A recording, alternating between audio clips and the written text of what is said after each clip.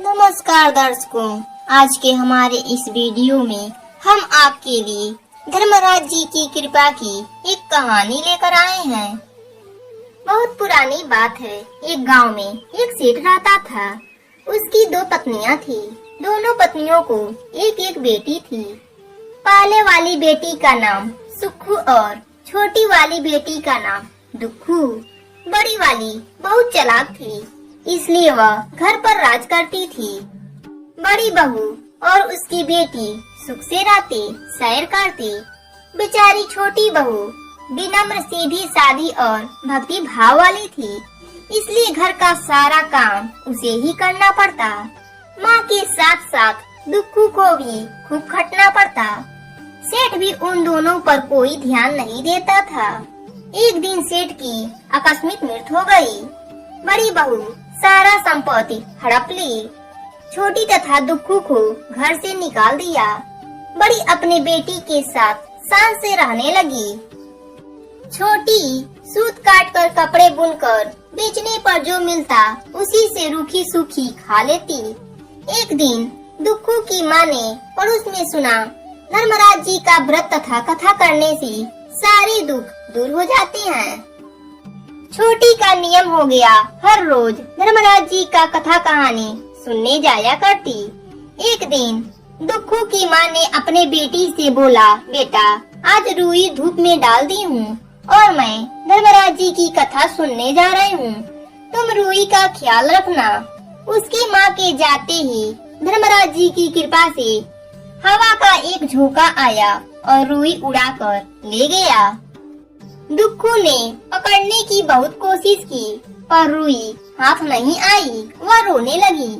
उसे रोते देख पवन देव ने कहा, मेरे पीछे आ, मैं तुम्हें रुई दिला दूंगा। दुक्खू पवन देव के झोंकों के पीछे पीछे चल दी। कुछ आगे जाने पर एक गाय मिली। गाय बोली, बेटी मेरे चारों ओर गोबर पड़ा है, जा इसे साफ कर दो। मेहनत और दूसरों की सेवा करने की आदि दुक्खू गोबर साफ करने लगी। सफाई करके उसने घास का पूला भी गाय के आगे डाल दिया और पानी की बाल्टी पास में ही रख दी।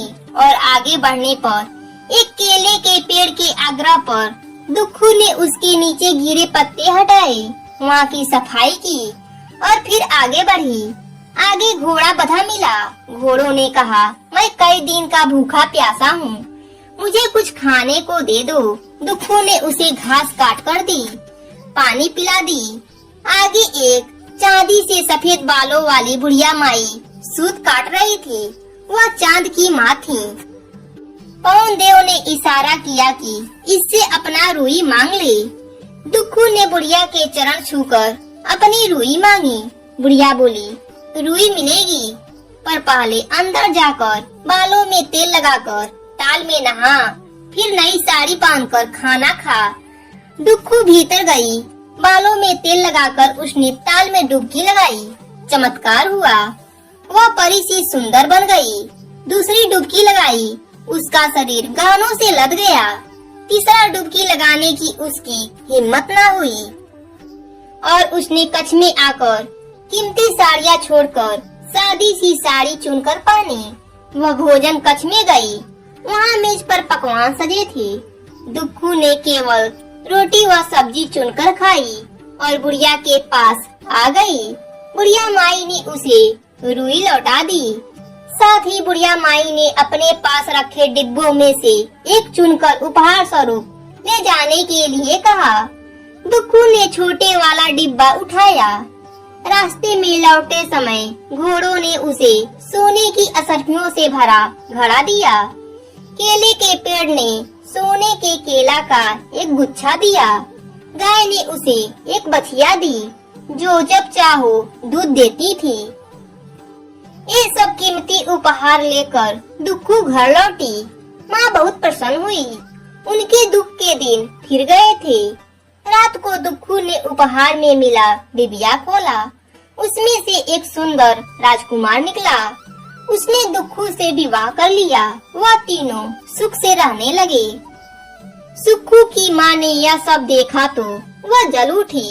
उसने भी छोटी की तरह धर्मराज जी के व्रत का संकल्प ले लिया, पर उसके मन में लालच था। वह भी रुई धूप में डालकर कथा सुनने चली गई। धर्मराज जी उसको सबक सिखाने के लिए रुई पवन देव के सहायता से उड़वा दिए। जब रुई उड़ गई तो सुक्खू उसको लाने के लिए गई। रास्ते में गाय, केले व घोड़ों ने सुक्खू से वही विनती की जो दुक्खू से की थी, परंतु सुक्खू को सेवा करना आता कहाँ था। वह मुँह बिचकाकर आगे चल दी। उसने सूत काटती बुढ़िया से रुई और डिब्बा देने का ऐसे आदेश दिया जैसे वह नौकर को हुक्म दे रही हो। बुढ़िया के कहने पर वह भीतर गई। वह तेल लगाकर ताल में 3-4 डुबकी लगाई। इस बार सब सत्यानाश हो गया। वह राक्षसी सी कुरूप हो गई।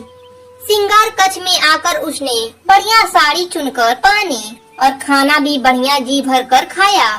बुढ़िया ने अपने पास रखे 2 डिब्बों में से एक उपहार स्वरूप चुनने के लिए कहा, तो सुक्खू ने बड़ा डिब्बा चुना। रास्ते में घोड़ों ने उसे लात मारी।